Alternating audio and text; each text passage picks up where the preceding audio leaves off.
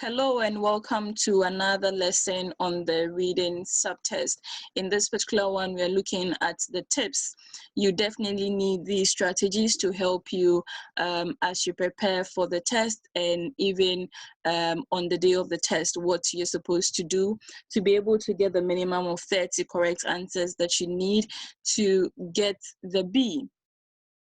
These are very important. I've mentioned a couple of them in the previous lessons. It's good that we emphasize them, we mention them, and talk about some others that would help, because that is the whole point of this preparation process, that at the end, you are equipped with the right skills, with the right attitude, with the right mindset to pass this, this part of the OET.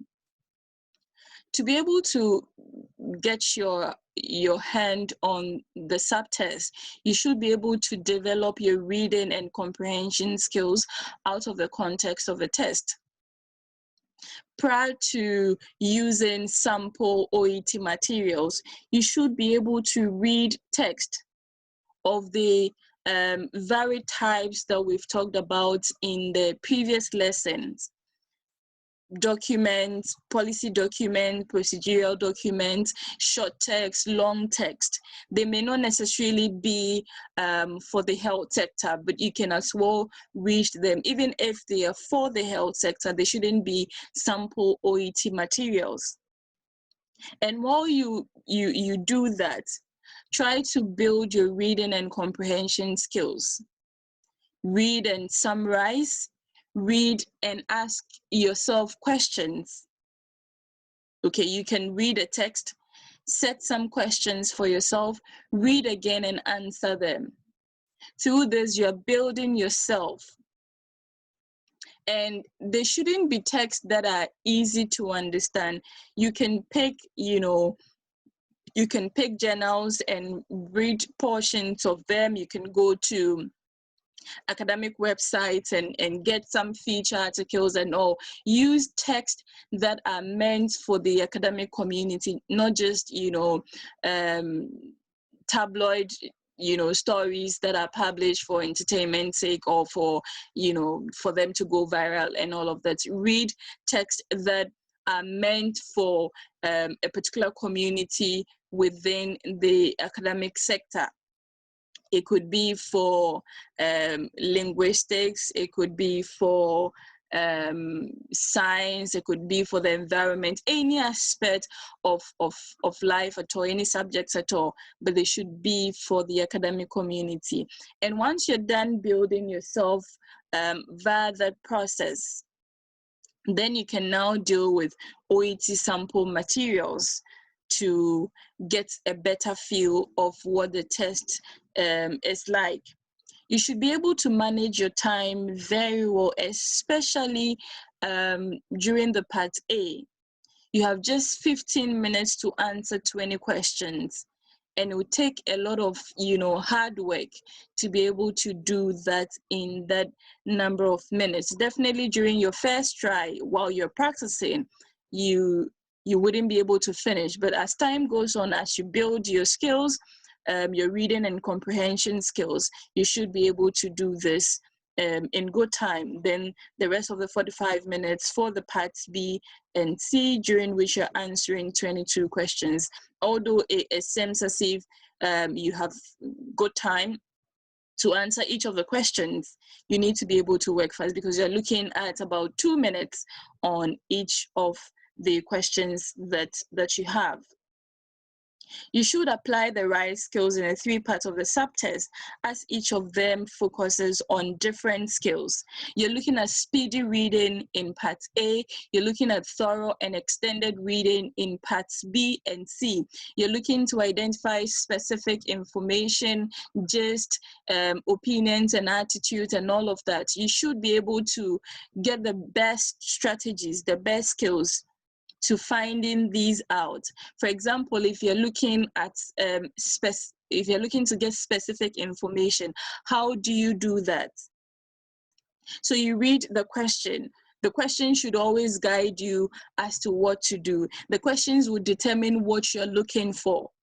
So if you read a question and you get to understand that you're looking for a specific information, you have underlined keywords in there. So let those keywords guide you as you read the text. Focus on getting paraphrase versions of these keywords you have underlined, and then you can get the specific information. If you're looking for gist, of course, you should read the entire extract. Then as you read, what does the question want you to get from that, even as you look at the overall information contained in there? You should read and fish that out from the text that you have. You should check spelling. I mentioned that spelling is a big deal in the reading subtest. Whatever word or short phrase you need for an answer is contained in the extract, is contained in the text. So you cannot afford to throw away scores, just like that by spelling mistakes. Make sure that you're copying the exact thing onto the question paper for part A, for example, and you're shading for parts B and C, you're shading, so there's no way you make a spelling mistake. But for part A, make sure that you get that right. Then you should look at grammar as well. You should look at grammar. When it comes to part C, in the previous lesson I mentioned about referencing, you've been given the pronoun it. What does it refer to in paragraph 5? You should be able to reference to get what it is referring to. You'll be dealing with idioms also very often. You'll be dealing with idioms in part C. You should be able to understand them, even if you don't know what they mean outside of the text. Based on the context in which it has been used, you should be able to tell the meaning of that idiom to find the answer to that particular questions. For note sentence completion questions also, make sure that the word or short phrase you put there fits in grammatically. Once it doesn't, then it means there's a problem with that answer. Answer part A on the question paper in the spaces provided, and for parts B and C, you are shading because that will be computer scanned. You are shading, that will be computer scanned, and you need to make sure that you shade properly. It should be deep enough, it should be legible enough for the computer to recognize that. For parts B and C especially, even for part A as well, you need to read the questions first and underline keywords. Read questions first. For parts B and C, you don't have to read all of the questions. Just one question, then you go to the text. Just one question, then you go to the paragraph. You need to, at all times, read the questions first. For part A, you have to read all of the questions before you go to the full text that you have. Read the questions, underline keywords, understand the questions that you have and the keywords that you've underlined so that you can fish out the paraphrase versions in the text that you're looking at. Take note of headings and subheadings, especially in part A.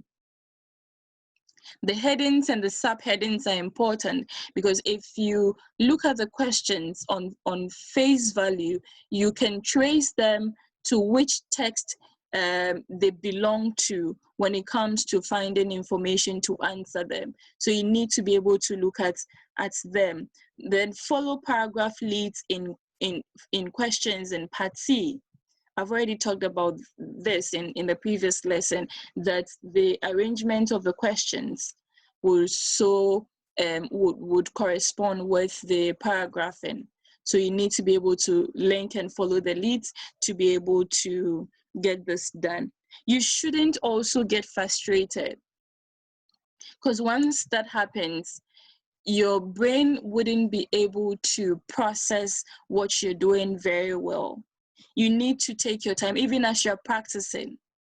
Because of course, if you practice very well, your chances of getting frustrated on the day of the test will be minimal. But even if it happens, you don't have to allow the frustration to get a better part of you, the better part of you. You need to be able to get yourself together, focus on what you're doing, and find the answers to the questions that you have. Look at synonyms and paraphrase versions. I've talked about this. The keywords you underline in the text, in the question, focus on their synonyms and paraphrase versions as you go to the text, because they will lead you to the answers. And when they have, in for example, the parts B and C, when you look at the options, you're going to find their paraphrase versions over there to be able to settle on the right answer. Unlike other proficiency tests, OET requires you to understand the passage or the text that you're reading to be able to find the answers. For example, if you take IELTS, you don't necessarily have to understand every part of the text that you're reading to get the answer. But then for OET, that is not the case. You need to be able to understand what you're reading to find the answers to the questions that you have. When it comes to parts B and C, you should ignore the multiple choice options that you have over there. First of all, you read the question, underline the keywords, then go to the passage. Settle on a plausible answer before coming to the options that you have. Because once you're able to get the plausible answer, it'll be easier for you to find the paraphrase versions of them.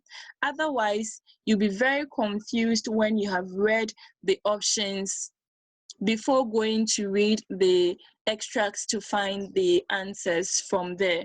Be wary of contradictions. It could be a distractor. Partial or extra information that could be a distractor as well.